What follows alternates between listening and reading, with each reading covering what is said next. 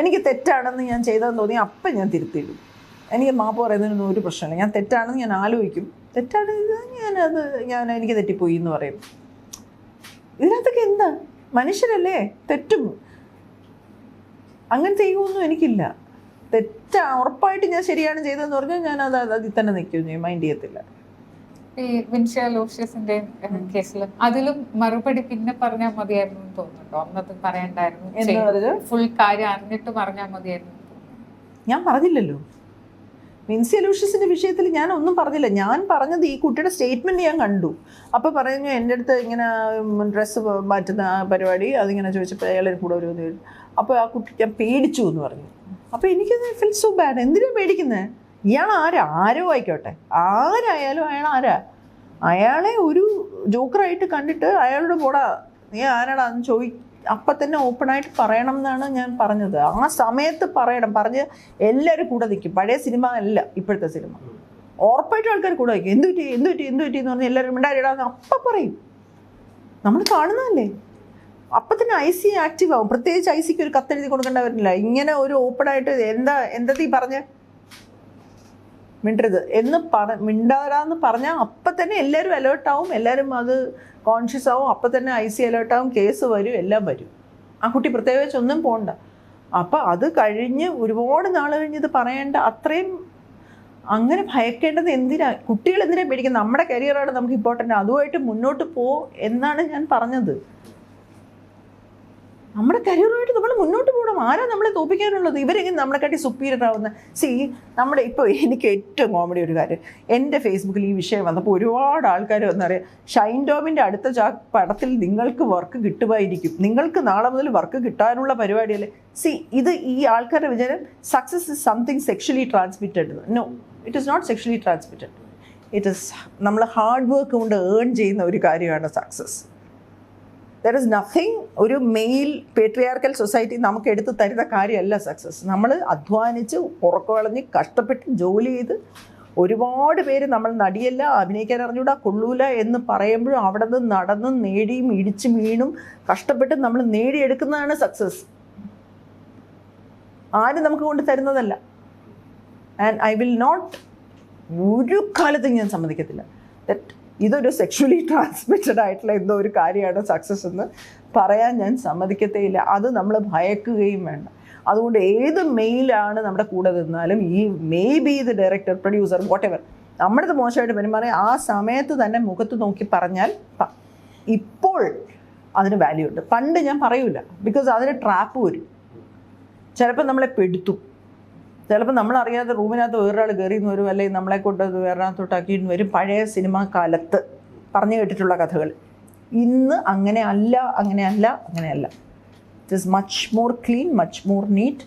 കുറേ സെൻസിറ്റീവ് ആയിട്ടുള്ള പുതിയ പ്രൊഡ്യൂസേഴ്സും ഡയറക്ടേഴ്സും ഒക്കെയാണ് നമ്മുടെ കൂടെ വർക്ക് ചെയ്യുന്നത്. ഇപ്പം ബേസിലേക്ക് സെറ്റ് എന്ന് പറഞ്ഞാൽ സ്വർഗ്ഗമാണ്.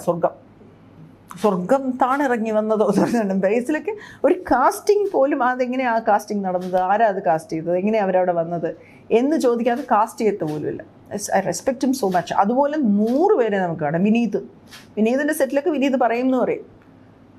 എന്തെങ്കിലും ഒരു കഥ ആരെങ്കിലും കുറിച്ചുണ്ടായിട്ടുണ്ടെങ്കിൽ അപ്പം സ്പോട്ടിൽ പറഞ്ഞു വിടുന്നു. ഏത് പുരുഷനാണെങ്കിലും സ്ത്രീകളോടല്ലാതെ സംസാരിക്കുന്നത്, പുരുഷന്മാരോടായിട്ട് സംസാരിക്കും എന്ന് പറയും. അങ്ങനത്തെ സെൻസിറ്റീവായിട്ടുള്ള ഒരു കമ്മ്യൂണിറ്റി ആയി സിനിമ. അപ്പോൾ അവിടെ ഞാൻ പേടിച്ചു, ഭയന്നു എന്ന് കേട്ടപ്പോൾ ഞാൻ പറഞ്ഞു പോയതാ. അതിനകത്ത് ഒരു മെയിലും ഒരാളുടെ മുഖം ആ സമയത്ത് ഉണ്ടായിരുന്നില്ല. അതിനുശേഷം ഈ ഒരു ഇൻ്റർവ്യൂവിൽ വിളിച്ചപ്പോൾ ഷൈനിൻ്റെ പേര് കേട്ടപ്പോൾ കൂടുതലും ഞാനത് പറഞ്ഞു, ഇയാളെന്തിനാ പേടിക്കുന്നത്? ഷൈന് എന്താണ് ഞാൻ പറഞ്ഞത്? ഷൈനെയൊക്കെ ആരെങ്കിലും പേടിക്കൂ? ഇത് അപ്പോൾ പറയാണ് ഞാൻ ലൈംഗിക അതിക്രമത്തിനെ തമാശയായി കണ്ടു എന്നല്ല, ഞാൻ ആ വ്യക്തിയാണ് തമാശയായി കണ്ടത്.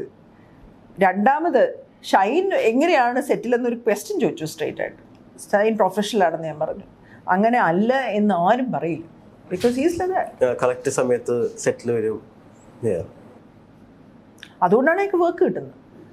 അത് രണ്ട് കാര്യമാണ്. ഇതൊരു ക്വസ്റ്റ്യനായിട്ട് ചോദിക്കുമ്പോൾ ടെലിവിഷനിൽ ഒരാളെ കൊല്ലാൻ തീരുമാനിച്ചിട്ട് നമ്മളെ വിളിക്കുമ്പോൾ പോസിറ്റീവായിട്ടുള്ള ആൻസർ പോലും പോസിറ്റീവായിട്ട് പറയാൻ പാടില്ല എന്നുള്ളൊരു പുതിയ ലേണിംഗ് എനിക്കന്ന് കിട്ടി.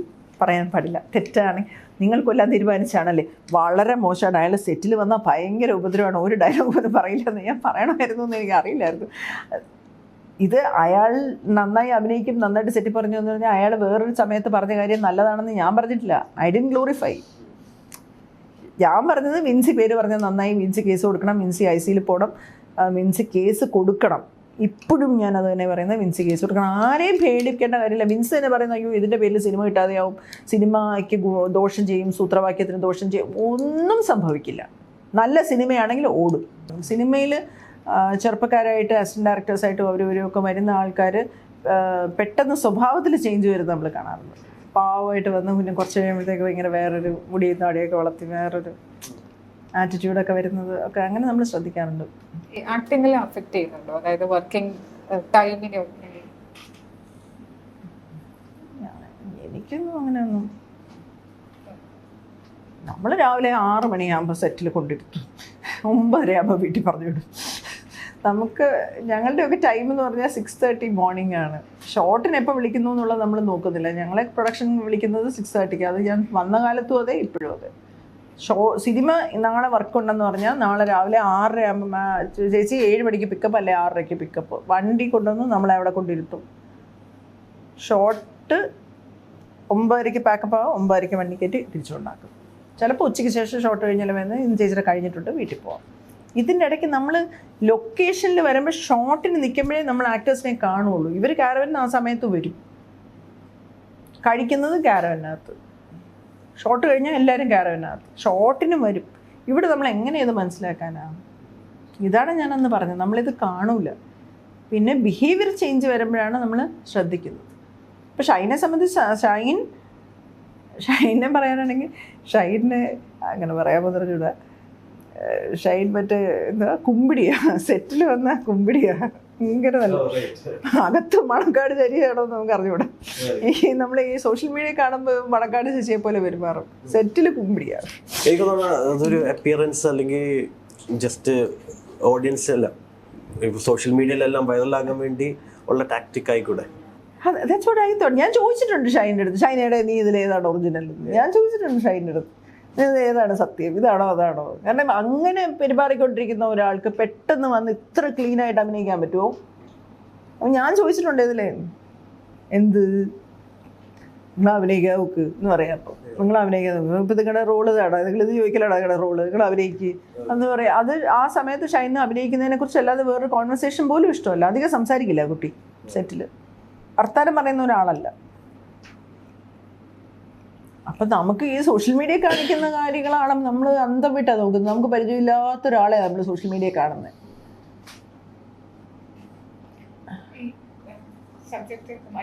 അയ്യോ എൻ്റെ ബേബേ, ഇത് ഞാൻ വീണ്ടും 15-16 വർഷമായില്ല സിനിമയിലെ സൗഹൃദങ്ങൾ എനിക്കില്ല.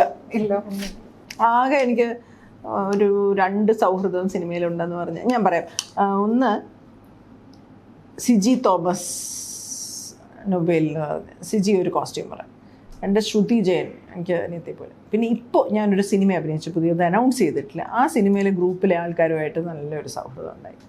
അച്ചറ്റ് എനിക്ക് സിനിമ സുഹൃത്തുക്കളില്ല, അവന് ഒരു ന്യൂസും എനിക്ക് അറിയാനും ഒക്കില്ല. സിനിമയിൽ കൂട്ടുകാരില്ല. എൻ്റെ പഴയ കോളേജ് മുതലുള്ള സുഹൃത്തുക്കളും നാടകക്കാരുടെ സുഹൃത്തുക്കളും ആണ് ഇപ്പോഴും സുഹൃത്തുക്കൾ. വിമൻസ് കോളേജിൽ നിന്നുള്ള എൻ്റെ കൂട്ടുകാർ ഇപ്പോഴും ഉണ്ട് എൻ്റെ വീട്ടിലെല്ലാവരും.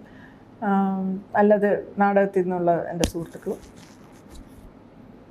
എന്നെ ഒരു എപ്പോഴും വീട്ടിൽ എൻ്റെ സുഹൃത്തുക്കൾ ആണെങ്കിൽ എൻ്റെ വീട്ടിൽ വരും, താമസിക്കും. അങ്ങനത്തെ കൂട്ടുകാർ അതേ ഉള്ളൂ. എനിക്ക് സിനിമ സുഹൃത്തുക്കളില്ല. ഞാൻ ഉണ്ടാക്കാൻ എനിക്ക് പറ്റിയിട്ടില്ല. സിനിമ എന്ന സവിശേഷ ലോകത്തിൻ്റെ ഇതാണോ ഈ ഫ്രണ്ട്ഷിപ്പ്? എൻ്റെ ഒരു ബിഹേവിയർ പ്രശ്നം കൊണ്ടുള്ള ഒരു അതായിരിക്കും. ഞാൻ ഒന്ന് സോഷ്യൽ പാർട്ടികൾക്ക് പോവില്ല, എവിടെയും പബ്ലിക് കൂട്ട് അങ്ങനത്തെ പരിപാടികൾക്ക് പോവില്ല. പണിയെടുക്കും, വീട്ടിൽ പോയി പ്രാർത്ഥിക്കും, വീട്ടിലിരിക്കും, പ്രാർത്ഥിക്കും. ആരെങ്കിലും വിളിച്ചാലും ഭയങ്കര ബോറായിരിക്കും. ഞാൻ കാരവനിൽ വന്നാലും പ്രാർത്ഥിച്ചുകൊണ്ടിരിക്കും, താമസിപ്പിച്ചുകൊണ്ടിരിക്കും. അപ്പം ആൾക്കാർക്ക് ഭയങ്കര ബോറടിയായിരിക്കും. ഒരു സമയം നാമം ജപിക്കും ഞാൻ. അപ്പം എന്നെ ഭയങ്കര ബോറടിക്കും ആൾക്കാർ.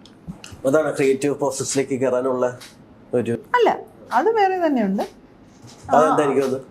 ക്രിയേറ്റീവ് ഇങ്ങനെ ആക്ടിങ്ങിലേക്ക് ചെയ്യണതിന് മുമ്പായിട്ട് അത് എന്നെ ട്രെയിൻ ചെയ്ത ജ്യോതിഷാണ്. ജ്യോതിഷിൻ്റെ ഒരു വഴിയുണ്ട്. അപ്പോൾ അത് നമ്മളൊരു ക്യാരക്ടർ കിട്ടുകയാണെങ്കിൽ ആ ക്യാരക്ടറിൻ്റെ പാസ്റ്റ് എഴുതും. അത് സിനിമയിലും സ്ക്രിപ്റ്റിലും ഉണ്ടാവില്ല. സ്ക്രിപ്റ്റ് നമ്മൾ പലവട്ടം വായിച്ചതിന് ശേഷം നമ്മൾ ആ കഥാപാത്രത്തിൻ്റെ ഒരു പാസ്റ്റ് ഉണ്ടാവും. ഇപ്പോൾ മാലാപാർവതി എന്ന് പറയുന്ന വ്യക്തി ഇങ്ങനെ ആവാനായിട്ട് എൻ്റെ കുട്ടിക്കാലം കഥ കേട്ട കാര്യങ്ങളൊക്കെ ആണെങ്കിൽ, ഇപ്പോൾ മുറ എന്ന് പറയുന്ന സിനിമയിൽ രമാദേവി അഭിനയിക്കുമ്പോൾ രമാദേവിയുടെ കുട്ടിക്കാലം ചിലപ്പോൾ ഏത് സാഹചര്യത്തിൽ വളർന്നായിരിക്കും, എങ്ങനെയാണ് രായണൻ എന്ന് പറഞ്ഞ കോൺട്രാക്ടറെ കല്യാണം കഴിച്ചത്. അപ്പോൾ ഞാൻ അതിനകത്ത് എൻ്റെ കുട്ടിക്കാലം, അതിന് രമയുടെ കുട്ടിക്കാലം ഞാനും ഒരു വളരെ സാധാരണ വീട്ടിൽ ജനിച്ച ഒരു സ്ത്രീയായിട്ടാണ് ഞാൻ എന്നെ തന്നെ എഴുതിയത്. അവിടെ പിന്നെ അമ്മയെ അടിക്കുന്ന ഒരു അച്ഛനായിരുന്നു. പിന്നെ അവിടെ നിന്ന് തളരാതെ ജീവിച്ച് വളർന്ന് രാജൻ എന്ന് പറയുന്നൊരു കോൺട്രാക്ടർ കല്യാണം കഴിച്ചു. വളരെ സാധാരണഗതിയിൽ നിന്നും വളർന്നു അധ്വാനത്തിലൂടെ കള്ളത്തരവും ഇടിയും ഗുണ്ടായസും ഒക്കെ കൊണ്ട് വളർന്നു വന്നു. അപ്പോൾ ഞാൻ കല്യാണം കഴിച്ച ദിവസം തന്നെ രക്തം ചീന്തുന്നത് ഞാൻ കണ്ടിട്ടുണ്ട്, ഭർത്താവിനെ കുത്താൻ വന്നത് കണ്ടിട്ടുണ്ട്, ഒളിച്ചിരുന്ന കാലങ്ങളുണ്ട്. അപ്പോൾ ഞാനിങ്ങനെ ഒരു പാസ്റ്റ് ഇങ്ങനെ എഴുതി, എങ്ങനെയാണ് അനിയെ ആദ്യം കാണുന്നത്, അനിയുമായിട്ടുള്ള എൻ്റെ ബന്ധം എന്താണ്, ഇതെല്ലാം ഞാനൊരു നോട്ടിൽ എഴുതി വെക്കും. അത് റൈറ്ററിന്റെ ഇൻപുട്സ് ഇല്ലാണ്ട് ഇല്ല റൈറ്ററിൻ്റെ ഇൻപുട്സ് ആദ്യം തരുമല്ലോ, അതിൽ നിന്നും മാറിപ്പോവാത്ത ഒരു കഥ ഞാൻ ഉണ്ടാക്കും. അത് എൻ്റെ ഇമാജിനേഷനാണ്. അത് ഉണ്ടാക്കി കഴിഞ്ഞാൽ പിന്നെ ഞാൻ ആ ക്യാരക്ടറിനകത്ത് സെറ്റായി കഴിഞ്ഞാൽ പിന്നെ ഞാൻ ആ ക്യാരക്ടറിനകത്ത് കയറി എന്നെ ആ ക്യാരക്ടർ തന്നെ ആയിരിക്കും സിനിമ കഴിയുന്നവർ. അത് അങ്ങനെ തന്നെയാണ് ഞാൻ ആലോചിക്കുന്നതെന്ന് ഞാൻ സംവിധായകനോട് ഡിസ്കസ് ചെയ്യും. ഞാൻ ഇതാണ് എൻ്റെ ആലോചിക്കുന്നത്, ഇങ്ങനെ ആയിരിക്കുമല്ലോ, രമാദേവിയുടെ പാസ്റ്റ് ഇതായിരിക്കില്ല ഇങ്ങനെയൊക്കെ തന്നെയാണ് എന്ന് പറഞ്ഞു കഴിഞ്ഞാൽ നമ്മൾ അതിനെ നമ്മൾ വായിച്ച് കോൺസ്റ്റൻറ്റ് റെപ്പിറ്റേറ്റീവ് തിങ്കിങ്ങിലൂടെ വായിച്ച് ആ കഥാപാത്രം നമ്മുടേതാണ്. പിന്നെ അത് പോവില്ല. അപ്പോൾ ഇതുവരെ ചെയ്തതിൽ ഏറ്റവും മെമ്മറബിൾ ആയിട്ടുള്ള ഒരു റോൾ എന്താണ്? അറിയാൻ വയ്യ. മെമ്മറബിൾ ഒന്നും ആയിട്ടില്ലല്ലോ, ഇനി ജസ്റ്റ് തുടങ്ങിയിട്ടല്ലേ ഉള്ളൂ. ഞാനൊരു നല്ല നടിയാണെന്ന് പോലും ഞാൻ പറഞ്ഞു തുടങ്ങിയിട്ടില്ല. ഞാൻ നാട്ടിലെ നടിയാവും.